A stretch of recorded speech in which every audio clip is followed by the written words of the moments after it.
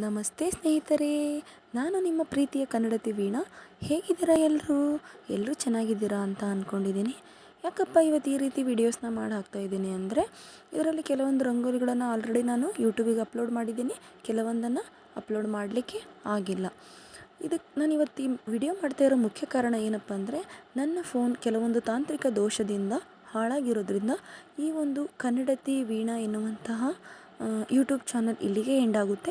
So ನಾನು ಹೊಸ YouTube ಚಾನಲನ್ನು ಕ್ರಿಯೇಟ್ ಮಾಡಿದ್ದೀನಿ, ವೀಣಾ ಪರಿವಾರ್ ಅಂಥೇಳಿ.